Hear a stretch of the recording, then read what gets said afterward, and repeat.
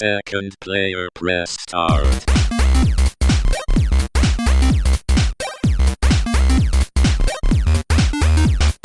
Hello and welcome back to another episode of Second Player Press Start. My name is James and I'm joined by my friend Darren, over on the couch. And today we are going to be chatting about a little game called The Flame in the Flood. It's a roguelike survivor adventure video game developed by the Molasses Flood, which is a developer I've never heard of before. We played this game on the Xbox One. It's also available on PC, Mac, PlayStation 4, and Switch. This game is a part of Microsoft's Game Pass, so if you have that service, this game's available on that.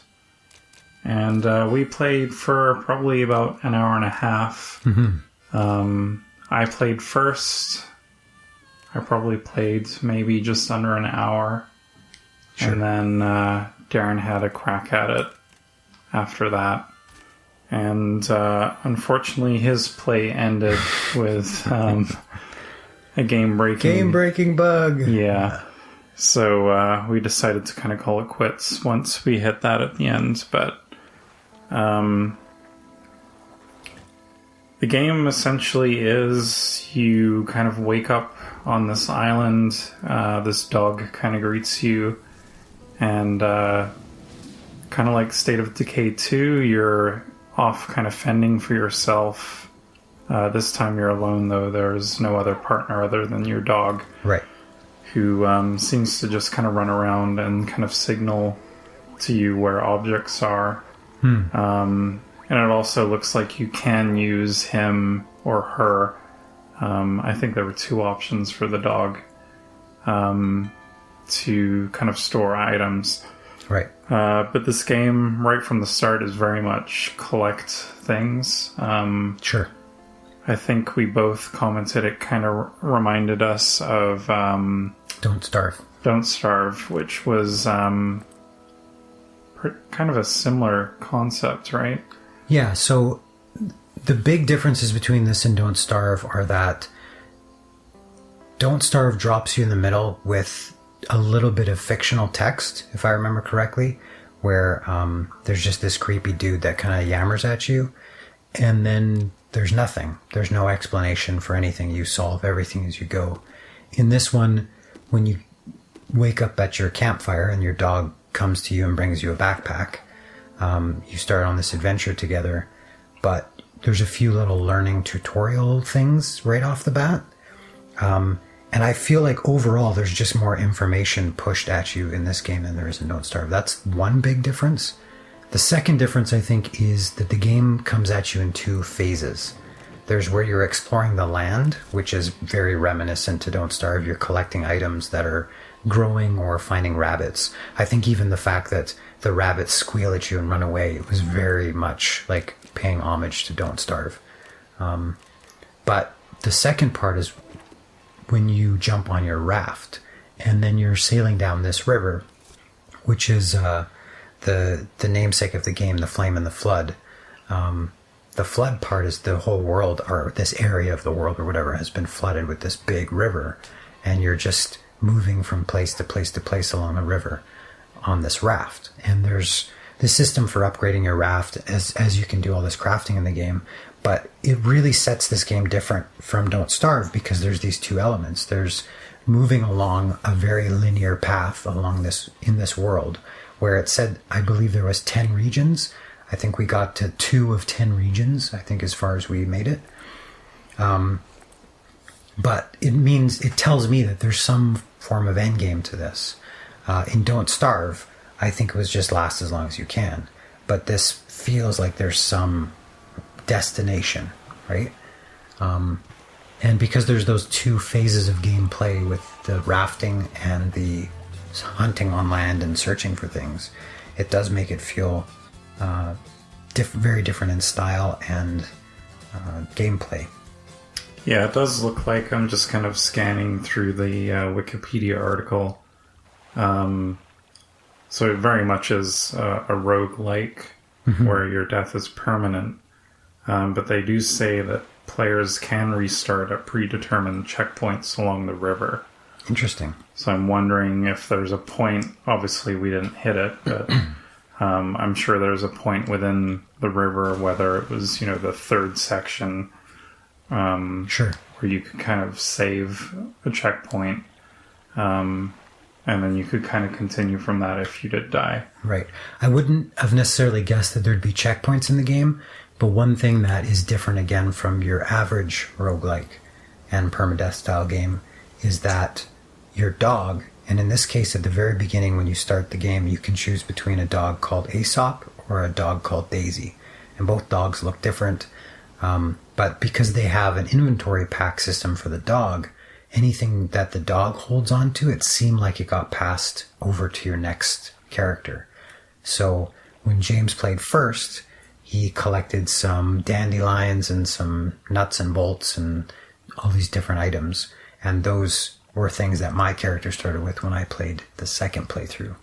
So that was an interesting aspect of it, which means that this dog, at least in the fiction, holds some special status of some sort.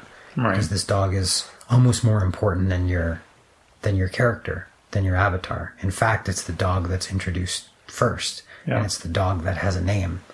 I think the character is referred to possibly as Scout the whole time.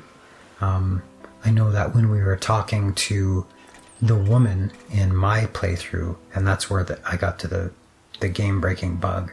But I found an old woman, and when my character had dialogue, it said Scout, and then it had dialogue. So I'm not sure if there's significance behind that. Speaking of narrative significance, I noticed that a lot of the information blocks of content also included old, like Charles Dickens, T.S. Eliot quotes and things like this. Right. So they were all things that added to the flavor and the feel of the game. And I was going to chat at that a bit more, but is there anything else you're thinking about in terms of this comparison to Don't Starve or the roguelike aspect of it? No, I mean, I didn't play a ton of Don't Starve, but, the fact that you're on an island to start with, and just kind of the gathering of resources and, almost in a Minecraft sense where you need item A and B to craft item C, and then item C can craft item D, and right, and so on. That's where the game kind of lost me a little bit. I think I just got overwhelmed at the beginning of like all the things that you could craft. I don't know if there was maybe a more elegant way of kind of introducing you to these crafting items without showing you everything at once. Right. Maybe that's just the type of player that I am. But I almost found it like, unless you really kind of studied these formulas of, I need this thing and this thing to craft this thing in order to get this thing. It kind of went a little over my head. With saying that, though, I was able to craft, I think one of the more complex things was a little trap that we used to catch, I think it was some rabbits that were in the area. But yeah, this game it's pretty brutal too, right? Like everything's kind of thrown at you. You have to keep on top of like your water supply, and if you're damp, your health, kind of gradually, even your sleep, like being too fatigued. So there is a lot of things to kind of consider, whether you're poisoned at certain points of the game. We ran into some wild animals that would attack you. Right. There was a boar that we encountered. So yeah, this game definitely throws a lot of things at you. I think it's the type of game that the more playthroughs you would do, you would start to kind of understand and get more familiar with the mechanics. But initially I did feel overwhelmed. I'm wondering if this type of game, I know it's available on the Switch, would be more suited to like a handheld. Why do you say that? To me, it just seems more of like a game that you would kind of casually pick up and kind of pick at. Okay. Versus kind of traditionally sitting at a couch in front of a TV. Right. And then just sleep the console and get back to your remote later. Yeah. Maybe that would be more enjoyable for me as a player. Yeah, I definitely think it's a more Darren type of game than a James type of game. I immediately got kind of overwhelmed with kind of expected to know or try and follow kind of these sequences of crafting stuff. But if you're the type of player that enjoys that, which, Minecraft's a huge success, right? Sure. A lot of players have kind of grown or got used to that kind of sense of crafting things that will lead to other things that can craft and kind of having that domino effect. Right. I did really enjoy the art style. I thought was it was really, it kind of had this I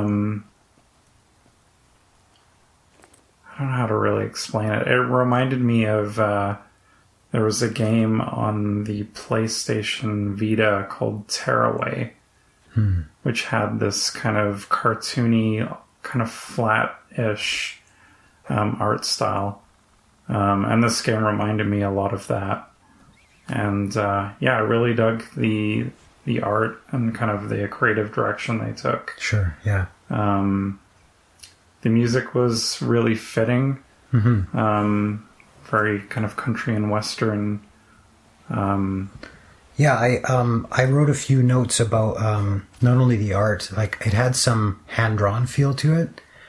There was the title screen shots, which were 2D, and that it felt like almost reminiscent of like the art that you'd see in like Ren and Stimpy or things like that. Yeah, it's like really kind of boxy and edgy, and some of the same kind of coloring schemes and some of the 2D stuff. 3D stuff was more reminiscent of Don't Starve, but it didn't have the kind of the dark, creepy feel to it. And I think with the music and with the idea of like river rafting and kind of the folksy country music, and every time you would craft something, there'd be this little like guitar, little melody going off and things like that. It felt like there was a lot of attention to detail in terms of the visual and audio presentation. Even the fact that there was, neat little icons for everything, and there was these big tutorial title cards that had this neat style to them, and the quotes from older authors and all this kind of stuff. It felt like a lot of that was really important and to the crafting of this game. And it's funny because there was a lot of stuff that made it very, very unique and very, very original. And I felt right off the bat it was something that I was interested in jumping into and learning more. But looping back to what you said about that information overload at the beginning, I've played more of some of these style of games than James has, but I did feel too, even just watching James interact with it and then going through it myself, that there is a lot of stuff right up front that as soon as you open your menu, it's everything. We talked about in God of War how that presented us with a very kind of linear, incremental information over time. But then when we got to the menu, it just like blew our faces off. And this kind of has that same feeling, but it almost felt like that happened way sooner in the experience. One of the things that Don't Starve does, and I'm sorry to keep making this using this as an example, but they're so similar. And I feel like this one, like I said, there's some elements of it that are definitely paying homage to Don't Starve. But in Don't Starve, when you start the game, number one, there's no information. There's very little of any information. Number two, you learn how to craft new things by trying to combine things and figuring things out as you go along. There's also things that you can learn from things you find in the world. So it's not just this huge list that you're presented with from the very beginning. And this game, I couldn't tell if we would learn more things as we went along or if this was the entirety of the list. Right. And we just had to collect the pieces for it. I couldn't tell because there was such a big list, and yet it felt like, for example, we were getting a fishing hook, but I couldn't find anywhere how to create a fishing pole. So we had what I assume would be a line for the fishing pole, and we had a sapling, or we had wood to make a fishing pole, and we had a hook, but there was no way I could figure out how to make it. And my assumption is that that's a thing in the game because of everything they've given us implicitly. But the fact that it wasn't a crafting thing that we could make yet meant that even though we had this huge list of things, there was still more somehow that we hadn't unlocked yet or discovered yet or something. And that, like you said, it was overwhelming. I think even from the beginning, I felt really bombarded by the amount of information that was continually changing and updating and pushing itself to the forefront of the screen. Whereas in other games like this, the HUD is really clean. Now, once I got into it, it wasn't that big of a deal, but that first experience, that first impression was very overwhelming. And I don't think it served the tight game that this game really is, in my opinion. This game seems pretty tight. Like there's very few things that you can do in any given area. And because you're swapping between those two phases of rafting and like searching and survival, there's very limited options in most places that you get to. Yeah, and the other thing that I was like, because this game really is all about kind of, you know, finding the items in order to craft them. I don't think we reached a conclusion of whether this game was procedurally generated or not. Right. Which kind of leads me then to believe, is this the type of game that, you know, once you're kind of familiar with the rule set, we'll say, or, you know, you know how to craft a campfire, like you don't need to keep referring to the menus like what we had to do. Does it then just become a game of kind of chance at that point? Right. You know, you may land on an island that has everything you needed right at that point, or you may not. Sure. Weirdly enough, though, there were a few islands between our two playthroughs that seemed very much the same. Right. And they even had the same items, but then there were other islands that visually kind of looked the same, but then they contained completely different items. Because there were items you were picking up that I don't even think I encountered Right. in my first playthrough. The feel that I had was that the larger world, when you're going from island to island or place to place because of the flood and you're rafting, is that has maybe some similarity throughout. And the fact that it said, you know, you're in region 1 of 10, you're in region 2 of 10, I felt like maybe that was, at the very least, it was this templated system where they're like, this is what each of these regions are like, and these are the types of things you'll find in each of these regions. And maybe even these are where each of these, if you find a campsite or a wild area or a farmland or whatever, all these places that you can dock at, those are even maybe in the same spots in each playthrough. But when you get there, the items that you find available when you search in a chest, and that chest is always in the same place in every one of those maps because it's a template of that map. But what you find in it will be different. Right. Or the sap, like where the saplings are placed or how many there are of them, or if you find corn or not. That was a thing for me specifically because very earlier in the game, you found a lot of corn, and that you were able to eat that early because you were, you know, going hungry or whatever. For me, I was looking for it for almost the entirety of my playthrough to find corn that I could eat. And just because of the way my playthrough went too, I didn't find rabbits till right at the end.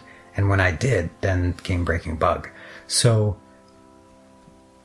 I can see what you mean by that randomness. And the argument, though, is does that randomness push towards more replayability, as in, okay, this time I'm going to try it and it's going to feel a bit different and maybe I can get lucky?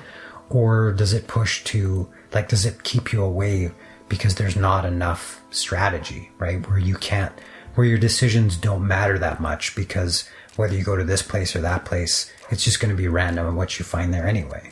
Yeah. I'm not sure. Whereas in, again, comparison to Don't Starve, but because you have access to the whole world and because of some of the systems in that game, you know that if you set up some traps by a bunch of rabbit holes, eventually you're going to catch them and you can always move back to that spot. In this game, because of the nature of going down the river, you can never go back to a spot that you've already been to. So if there's a place you find that has lots of rabbits, but you don't have the tools to snare them or trap them or capture them, as soon as you get on the raft and leave, that's it. You're done. So you have to collect everything, take everything with you, and there's no home base like you can make in Don't Starve. Now, I like that aspect because that makes it very unique and interesting, but does that mean that some of those random aspects are actually stronger because you can't go back to the places to find the things that you need when you need them? Right. Yeah, that's... what did you think about, like, the whole rafting side of things? I thought it was kind of interesting that you have this kind of stamina meter that you use to kind of push yourself in certain directions. Right. But then you're also kind of fighting against this tide in certain sections, and it's kind of like making choice A or B, left or right. And you see these little icons in the distance. But again, just due to the random nature of even just kind of the way the river kind of winds down and leads you off to these little paths, and it's like if I kind of jut this way, then I'm kind of locked to going this way. And yeah, I thought that the whole, like, you're continually moving forward and you can't go back, it was really, really interesting. Yeah, I similarly, I really liked that part. I thought it was really neat. I thought it added a level of permanence to what you were doing outside of the fact that your health was always going down and when you died you were dead. This added this extra layer of like your mechanisms reflecting your fictional world, right? Where you had to make choices, and these choices had consequences. And you might be trying to get to another campsite so you can guarantee that there's going to be a fire there. But because of the way the river goes, or because you can't turn fast enough, or because you lose stamina, you run into like a floating car somewhere and you end up getting off track. And I thought that was a really important aspect of the game that I think was handled really well. I think it felt really well too, like mechanically. It felt like the current was pulling me at certain times, and at certain times I really needed to work to move in the direction I wanted to and not crash. And other times the river would slow down and I have this change between pace was really good. The fact that not only was that pace changing in the river sequences, but as soon as you docked, your pace changed again. And you had a lot of control of when, like, you could choose when you docked and when you got back on the dock, back on your raft and took off again. So there was a lot of kind of emergent play and almost like emergent narrative in how you treated those areas and those sections, because the control was all in your hands. You couldn't decide exactly which space you'd get to or what you'd find there. That wasn't your decision to make, but it was your decision of how you use those items and the things you tried to get to based on the information that was presented to you. Right. It just felt good. Yeah. Yeah, I think the game has some cool stuff going for it. Much like State of Decay 2 did. But I kind of fall into that same kind of judgment that I had with that game. While I think it's neat, I don't know if it would be something that I would kind of go back to. Maybe having it portably could change my mind. Like, I think it might be a game that could get its kind of claws into me if I invested some time into it. Is it because you feel like once you solve some of those UI things and got used to how you crafted what and what you needed in what situation? I think so, yeah. Okay. Yeah, I think it's the and again, maybe I was just a little overwhelmed at the beginning, but Sure. kind of getting hit with that. Expected to kind of know, because I even found kind of navigating through that craft menu, like the way things were kind of organized and things were highlighted. It was a little confusing for me. But again, I only played it once, so I think multiple playthroughs you would get kind of used to. Yeah, I agree that there's some of the user interface stuff that was a little unintuitive, and where I saw a lot of attention to detail in the visual and the audio design, I saw less attention to detail in the user interface. And that was tough because visually it still looked good, but actually moving around through things was just felt a little unpolished. Yeah. And like if they added an extra 1 or 2 categories onto the crafting menu so that it was easier to find the things you're looking for, instead of scrolling a huge list that you couldn't see the top or bottom of no matter where you were in it.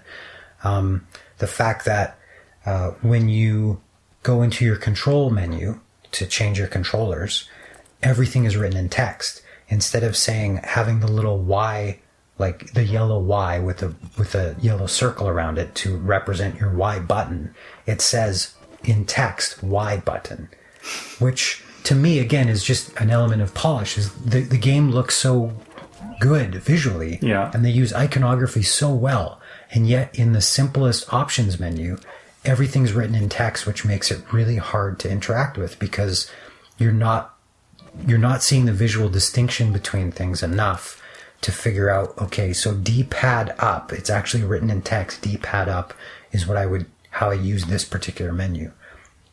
And then when you get into using the crafting thing, because there's so much stuff there, it's just really hard to parse all the information and to use the information in a way that feels quick and intuitive. Yeah, I mean, it was clearly developed by a smaller studio. So I guess there's a little bit of grace there. Oh, absolutely. Absolutely. Even the fact that you ran into a bug at the very end of your playthrough where you basically got stuck in one spot. Yeah. I found an old woman and I talked to her and I went through some of the dialogue trees. And then as soon as we stopped talking, my character couldn't move anymore. And what was interesting is we did a bunch of things, like we went to the Xbox home menu, or we went to the start menu and played around in the options, and we did all these things as far as we could. I even was able to craft Campfire, and then the way the system works is you build a campfire in your inventory, which is, again, a little unintuitive. But then from there, you have to build the campfire on the ground somewhere. So I was able to put the campfire as far away from me as possible. And then my character actually moved to the other side of the campfire once they built it. And then I said, sit at the campfire. So my character avatar on screen moved. But even when I was done sitting at the campfire, as soon as I stood up to move again, I still couldn't move. So for me, that was obviously game breaking because there's nothing I could do. If I just stood there, my character would eventually die of starvation, or thirst, or whatever it was.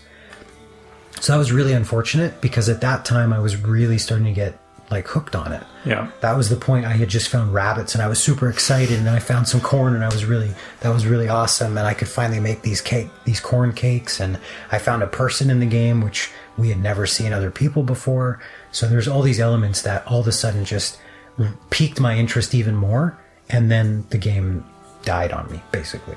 Yeah. So do you think this would be a game that you would play kind of on your own or pick up at some point? So I sunk a fair number of hours into Don't Starve because the survival thing and the exploration thing is really compelling to me. One of my gamer types, I think we've talked about different gamer types in previous episodes, but one of my gamer types is explorer, and I really like just searching and trying things out and doing things differently. If you watch any of the YouTube content that we post, you'll see in some of my playthroughs, even going back as far as A Way Out, that I was like purposefully walking down areas in the jail that nobody would normally go, but I'm like, I want to see what's over here. I want to see if the guard stops me and things like that. So I find that exploration games like this already draw my interest because of the things that I like. I'm curious, right? The benefit to me that this has over Don't Starve, and why I can actually say I like it more, is because it just feels more down to earth. It feels more grounded. It doesn't have some of those weird creepy elements on Don't Starve that make that game what it is, don't get me wrong. And like I said, I've played more Don't Starve than I've played this. But the fact that, there's these little banjo interludes, and there's some harmonica when you're river rafting, and there's some like folksy country music, and there's this whole lore to the game of just this big flood, and you're just trying to get from point A to point B and survive to make it to who knows where. We don't even know what the end game looks like in this yet. And you find these characters along the way that you can actually talk to. And Don't Starve, everything is very silent about everything. Right. There's no text or learning or lore really that you discover other than the visuals of it. You kind of pick up things implicitly. And this just felt like it had a little bit more interest in creating some narrative around it, so that your character felt like, you started to connect with the dog, and like the dog mattered. And when the boar ran at you and it busted your leg and you're limping along, like there's little things and attention to detail there that just draw me into this game more. And for that reason, I totally could see myself playing this. Yeah. I mean, if I stumbled upon those bugs again without being fixed, that would be debilitating. Yeah. Right? Because in a game that already has permadeath, when all of a sudden something happens and the only thing you can do is just watch your character starve to death because you cannot physically move your character anymore, it's just ruined that whole experience for me. Yeah. And that's super unfortunate. Yeah, it's weird that a game on the surface, it seems like it has so much polish. I guess the few little things, the one major thing of the game, like just stopping and not being able to control your character, but even like the little UI things, I guess it becomes more glaring because the rest of it is pretty polished. Sure, yeah. In contrast, it makes those things stand out more, but also because the game is so tight, like it knows what it's trying to do, and it's doing it pretty well. Those things also stand out because they just...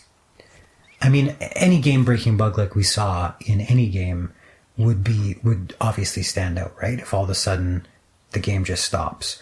But because this game is a roguelike, that makes it so much more important to solve that issue in a game like this, right? Yeah, what if you were like 2 hours in, right? Sure, yeah. And then you hit one of those bugs that would just... Yeah, it would be awful. Yeah.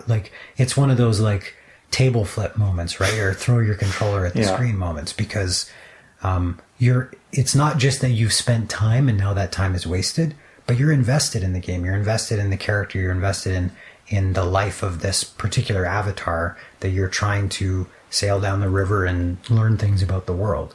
So, the fact that there's maybe this checkpoint type system in there could salvage some of that, but depending on how frequent it is, usually these types of games, there's not save points for a reason, right? So if that continues to be an issue, that would be enough for me to stop playing, honestly. Because if I couldn't guarantee that that what happened to me was based on the choices I made or the areas that I went to, instead it was just some crappy code, then that would just ruin the entire experience. Yeah. Unfortunately. Do you have anything else to add? Was there anything else you wanted to cover? I don't know. I think we both liked the sleeping campfire, but that was about it. For whatever reason, the smoke from the campfire was Z's or Z's, if you're not Canadian. Yeah. But it was just something that James and I both thought was kind of interesting or weird or whatever, but just that the campfire had Z's on it, like it was snoring. So that was funny and something worth pointing out.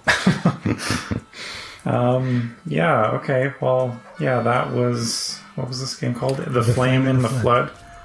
Yeah, Darren sounds pretty positive on it. I think it's neat, but not a game for me. So yeah, take that with whatever... I think if you watched a trailer of this game, you would get a sense of, Sure. like... You'd know if it's something that you would be into. Yeah. In fact, we watched the trailer just before we played, and it was very much a gameplay trailer. There's no like narrative trailer or something that you're going to learn that's not about the gameplay. That this game is the gameplay. Yeah. So yeah, I think if you're into these type of games, I think it looks like it's a pretty good one of those. Mm-hmm. Mm-hmm. And Darren is very much into those kind of games, so I'm sure if it hits a Steam sale, he'll pick it up. Sure. Yeah, I think that'll kind of wrap up this episode. As always, thanks for listening to us ramble about video games. You can check out more episodes on our website, secondplayerpressstart.com. And that's the number 2 ND, second player press start, all written out otherwise. If you're watching this on YouTube, we have a audio version that's available everywhere you can get podcasts. You can even, if you have a Google Assistant, ask it to play Second Player Press Start. Interesting. And it'll play the latest episode, so that's kind of neat. Nice. Didn't know that. And then if you're on YouTube, you can do a search for us, and we should pop up there too. Mm-hmm. But yeah, please, if you have a friend that's into video games, share it. We would like to try and get some more listeners. Yeah, and let us know if there's particular games that, we haven't talked about yet that you're interested in our opinion in, or if there's upcoming games that you'd like us to be ready to try out when they do come out. For sure. James has picked up some new games recently that are going to be hitting our buffer. So yeah, we're always on the lookout for new games and interesting stuff that we haven't played before, and even some of the stuff that we've played a long time ago, or types of franchises we've played a long time ago, so that are coming back again. Tomb Raider and Call of Duty and all that kind of stuff. So with that said, we'll see you next time on Second Player Press Start. Say goodnight, Darren. Good night, James.